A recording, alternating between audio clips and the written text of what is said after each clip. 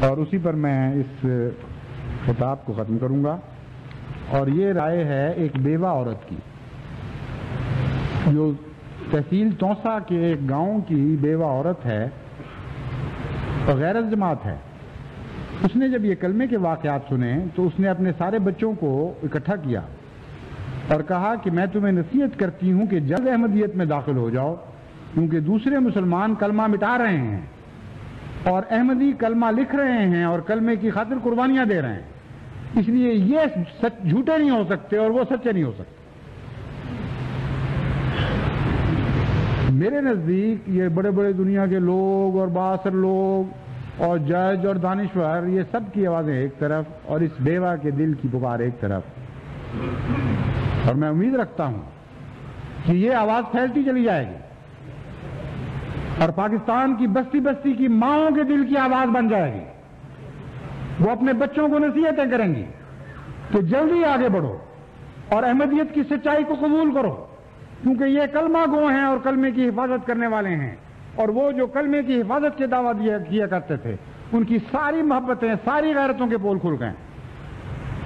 احمدیت کے فتح کے بیج بوئے جا رہے ہیں. اور میں آپ کو اس موقع پر دو باتیں یاد کراتا ہوں. اپنی خلافت کے بعد پہلے جلسہ سالانہ کی پہلی تقریر میں آغاز میں نے یہ کیا تھا کہ احمدیت ایک نئے دور میں داخل ہو رہی ہے جس کی مماثلت اسلام کے اول دور سے، اور اسلام کے اول دور میں یہ باتیں ہوئی تھیں اور میں آپ کو بتا رہا ہوں کہ یہ باتیں آپ کے ساتھ ہوں گی. بس آپ بلالی دور میں داخل ہوئے خدا کے فضل اور رحم کے ساتھ. محمد مصطفیٰ کے دور میں داخل ہوئے ہیں وہ مسلمان جو اس وقت کلمے کے لیے قربانیاں دے رہے تھے اور ان کی قربانیوں کو آسمان پر بھی قبول کیا اور زمین پر بھی خدا نے ان کو غلبہ عطا فرمایا. اس مبارک دور میں آپ داخل ہوئے. دوسری بات میں آپ کو یہ یاد دلاتا ہوں کہ جب میں پہلی بار پہنچا تھا ہندوستان تو میں نے آپ کو ایک خواب بھی بتائی تھی ایک احمدی نوجوان کی، نوجوان تو نہیں مگر جوانی عمر میں ہیں.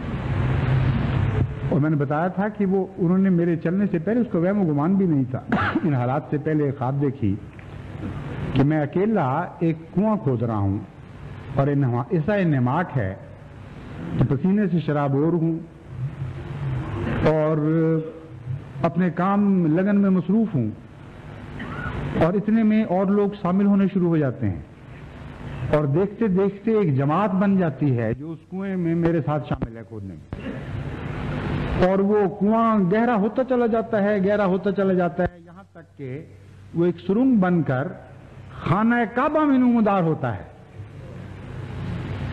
اور وہاں وہ اس موقع پر وہ دیکھتے ہیں کہ شہد ایک نعمت کے طور پر، پھل کے طور پر ہم سب کو عطا ہوتا ہے جس کے قطرے لال و جواہر بنتے چلے جاتے ہیں.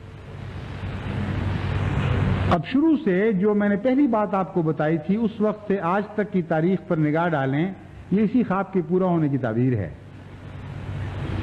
اور کلمے تک جب ہم پہنچے ہیں تو یہ خانہ خدا تک پہنچے ہیں، خانہ کعبہ تک پہنچے ہیں، کیونکہ خانہ کعبہ کی روح کلمہ ہے،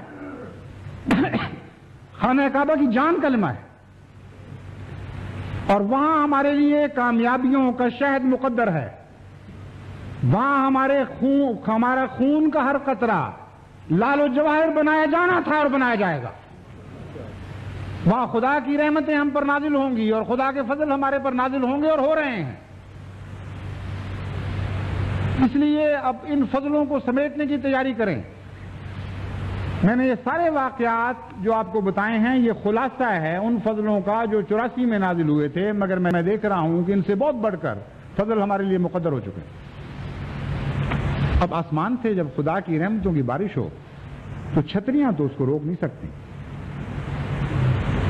صاحبان تان کر بھی کبھی آسمانی بارشوں کی راہ میں کوئی حائل ہوا ہے؟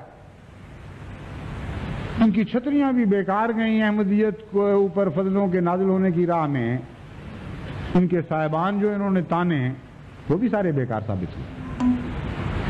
اگر کنکریٹ کی چھتیں یہ تعمیر کر سکتے ہیں تو ساری دنیا میں تعمیر کر لیں، مگر خدا کی قسم آسمان سے نازل ہونے والے فضل چھتیں پھاڑ کر بھی آپ پر نازل ہوتا رہے گا، اور ہمیشہ نازل ہوتا رہے گا، اور ہمیشہ نازل ہوتا رہے گا، اور ہر کوشش کے بعد بڑھے گا، اور ہر ظلم کے بعد زیادہ ہوگا، اور ہر روک آپ کی رفتار، آپ کی ترقی کی رفتار کو آگے تیز سے تیز تر کرتی چلی جائے گی۔ آپ خدا کے فضلوں کے وارث بنانے کے لیے پیدا کیے گئے، خدا سے فضلوں کو محروم کرنے والا کوئی پیدا نہیں۔ اب ہم دعا کرتے ہیں، ان کے لیے بھی دعا کرتے ہیں جن کو خدا تعالیٰ نے ان قربانیوں میں شامل ہونے کی توفیق عطا فرمائی۔ ان کے لیے بھی دعا کرتے ہیں جو حسرتیں لیے بیٹھے رہے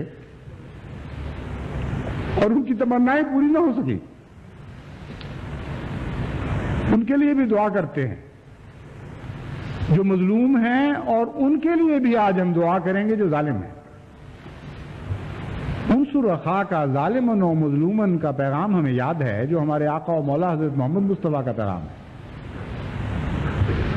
دعا کریں اللہ تعالیٰ اس ملک کو بچائے، اس قوم کو بچائے جو کلمے کے نام پر قائم ہوا تھا اور کلمہ توڑنے کے نتیجے میں ٹوٹنے کی حد تک جا پہنچا تھا۔